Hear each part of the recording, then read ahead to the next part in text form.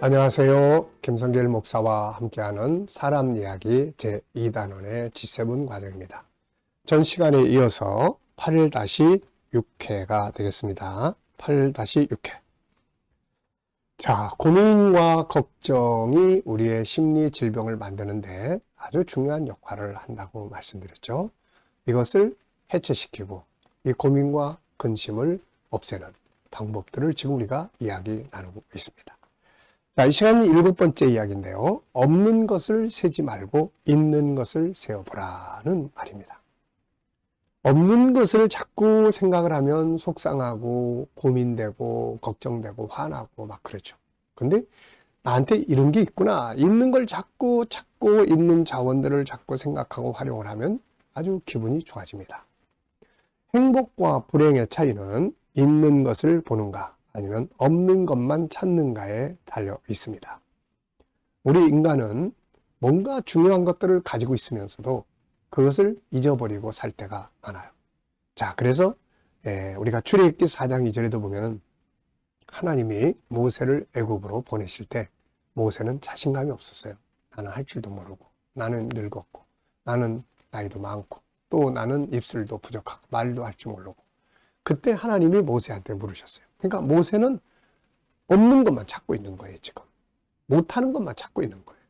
그때 하나님이 야, 네 손에 있는 게 뭐냐. 하나님은 있는 것을 지금 찾게 하시고 있어요. 사용할 수 있는 자원을 찾게 하신 겁니다. 있는 것.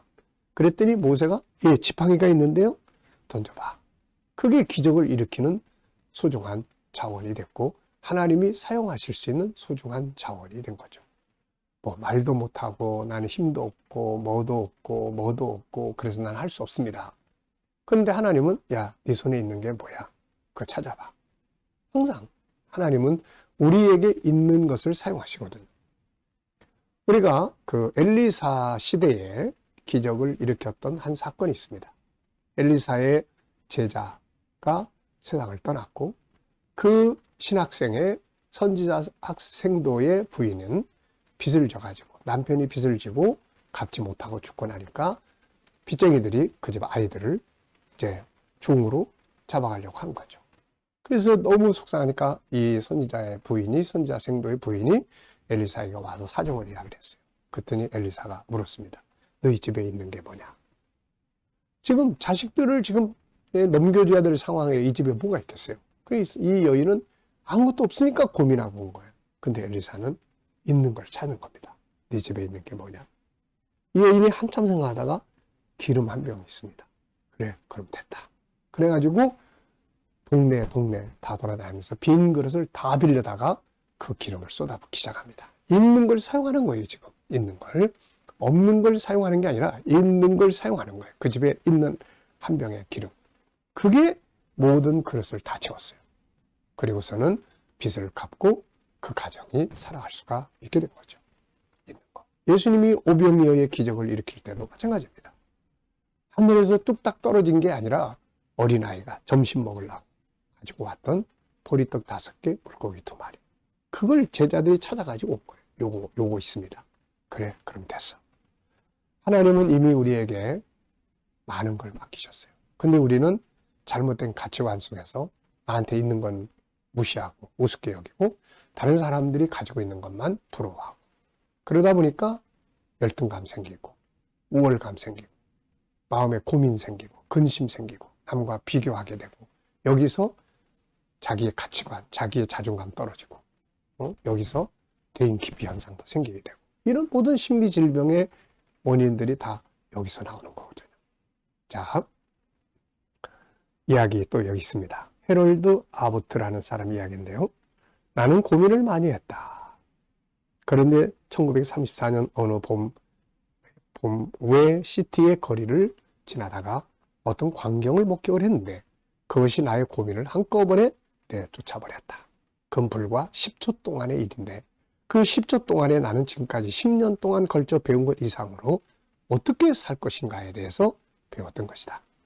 나는 2년째 외부시티에서 식료 자파상을 경영했는데 그동안에 모아두었던 돈을 전부 잃었을 뿐 아니라 남에게 빚까지 지게 되었다. 점포는 지난주 토요일에 문을 닫아버렸고 캔자스 시티로 일자리를 구하러 갈 여비를 빌리려고 은행에 가는 길이었다. 나의 모습은 더할 수 없이 초라했고 의기소침해 있었다. 그때 문득 저쪽에서 다리가 없는 사람이 오고 있는 것이 눈에 띄었다. 그 사람은 롤러스케이트용 바퀴를 단 작은 나무판자 위에 앉아서 양손에 쥔 나무 토막으로 땅을 찍어 당기며 오고 있었다. 내가 그 사람의 모습을 봤을 때 그 사람 마침 거리를 가로질러 보도 위로 올라오기에 자기 몸을 들어 올리려고 애를 쓰고 있었다. 그리고 판자를 비스듬히 들어 올리는 순간 나의 눈이 마주쳤다. 그는 방긋 웃으며 쾌활한 목소리로 나에게 인사했다. 안녕하십니까. 날씨가 참 좋군요. 나는 그 사람의 모습을 묵끄러미 바라보는 동안 나 자신이 얼마나 많은 은혜를 입고 있는가를 깨달았다. 나에게는 두 다리가 있다. 걸을 수도 있다. 나는 오히려 자기 연민이 부끄러웠다. 만약 이 사람이 두 다리가 없으면서도 행복하고 명랑하며 자신감을 잃지 않고 있는 것이라면 다리가 멀쩡한 내가 그러지 못할 이유가 없는 것이다. 그렇게 생각하자 저절로 용기가 생겼다. 애초 나는 은행에서 $100를 빌릴 생각이었지만 $200를 차용할 자신감이 생겼고 나는 일자리를 찾으려고 캔자스 시티로 가는 거라고 분명히 말했다. 그러자 은행에서 돈을 빌려줬다. 그리고 취직을 했다. 지금 나는 다음과 같은 말을 욕실 거울에 붙였다. 그리고 매일 면도할 때마다 그것을 읽고 있다. 구두가 없어 울적해지면 길에서 만난 다리가 없는 사람을 기억해라. 참 좋은 말이네요. 구두가 없어 울적해지면 길에서 만난 다리가 없는 사람을 기억해라. 자, 우리 인생에 있어 90%의 일은 문제가 없고 나머지 10%는 문제가 있다. 그러므로 만일 우리들이 행복하기를 바란다면 90%의 문제가 없는 일에 마음을 집중하고 10%의 문제가 있는 일을 무시하면 된다. 만일 우리가 고민하여 위기양에 걸리고 싶다면 10%의 마음을 집중시켜서 문제가 없는 90%를 무시하면 된다. 사실 우리들의 삶을 이렇게 쭉 점검해 보면 참 90% 이거는 참 좋은 것들이에요. 풍성한 것들이에요. 많은 것들이에요. 내가 누리고 있는 것들이에요. 내가 가지고 있는 것들이에요. 그런데 나머지 10% 안 좋은 것, 힘든 것, 어려운 것 여기 이건 누구나 다 있습니다. 누구나 다. 그런데 우리는 90%의 행복한 내가 가지고 있는 소중한 자산, 남이 나를 보면 부러워야 할 그런 자산들은 무시하고 가지고 있는 아픔 10% 여기에 집중을 하다 보니까 고민, 걱정, 스트레스, 좌절감, 절망감 나머지 좋은 것 90%를 다 엎어버릴 수 있는 무시해버리는 그래서 불행의 늪에 빠지게 되는 이런 경우들이 아주 많거든요. 참 좋은 말입니다. 자, 우리는 두 눈을 $10,000에 팔겠는가? 두 다리를 무엇과 바꾸겠는가? 손은, 형력은, 자식들은, 가족은 모든 것을 종합해보면 록펠러나 포드, 모건 가문이 재산 전부를 준다 해도 팔려고 하지 않을 것이다. 우리는 이미 가지고 있는 것에 대해서는 조금밖에 생각하지 않고 언제나 없는 것만 생각한다. 이것은 이 세상에서 최대의 비극이다. 쇼펜하우의 이야기입니다. 모든 일에 있어서 가장 좋은 면을 보는 습관은 1년에 1,000파운드의 소득보다 낫다. 사무엘 존슨 박사의 이야기예요. 괴로움을 세지 말고 축복을 세워라. 없는 것을 세지 말고 있는 것을 세워라. 성경은 은혜를 잊지 말라는 말씀을 많이 합니다. 은혜를 기억하라는 말씀을 많이 해요. 그것은 이미 내가 받은, 내가 가지고 있는, 내가 하나님으로부터 얻은 이 소중한 것들을 잊어버리지 말고 그걸 기억하고 그걸 발전시켜라. 그런 이야기예요. 성경은 이미 모든 것의 답을 이렇게 담아놓고 있는 거죠. 전설적인 맨발의 마라토너. 야, 이 사람 혹시 기억하십니까? 예, 아베베라는 사람인데요. 1960년 로마 올림픽에서 그는 이디오피아의 국기를 달고 한때 적국이었던 로마의 돌블록을 맨발로 달려서 영광의 금메달을 획득합니다.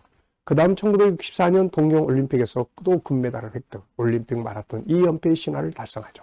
그는 아베베 비킬라 선수입니다. 그러나 그의 화려한 경력은 우연한 사고로 인해 중단되죠. 1969년 3월 비 내리는 어느 날 평소처럼 훈련을 마친 아베베는 차를 타고 귀가하던 중 빗길에 교통사고를 당합니다. 사고 발생 10시간 만에 목이 부러지고 척추가 손상된 채 발견되죠. 결과는 하반신 마비. 다시는 뛸 수도 걸을 수도 없었습니다. 마라톤 선수의 생명은 뛰고 달리는 두 다리가 아닌가. 그의 좌절감과 실망은 말로 표현할 수 없었습니다. 한때 영웅으로 살았던 그는 세월이 가면 사람들의 기억 속에서 잊혀져 갔고 하늘을 찌를 듯했던 그의 명성 또한 전설 속으로 사라져가고 있었죠. 그러나 아베베는 휠체어에 앉아 있기를 거부합니다. 그는 운동을 포기하지 않았습니다. 국내를 오가며 치료를 받던 그는 1970년 세계인들을 다시 한번 깜짝 놀라게 합니다. 노르웨이에서 개최된 25km 눈썰매 크로스 컨트리 대회에 참가해 금메달을 목에 걸죠. 10km 레이스에서는 특별상을 수상합니다. 이후에도 그는 각종 장애인 대회에서 여러 개의 금메달을 조국에 바칩니다. 그는 기자들의 질문에 이렇게 대답을 하죠. 나는 쓰지 못하는 두 다리보다 아직도 남은 두 팔을 가지고 달렸습니다. 참 감동적인 이야기입니다. 사라져버린, 없어져버린 것에 집중하지 않고 남아있는 것에 집중하고 그것을 사용하고 그걸 활용해서 다시금 위대한 영광을 만들어낸 거죠. 진정한 행복은 없는 걸 찾는 데서가 아니라 있는 것을 찾아 그걸 잘 사용하는 데 있습니다.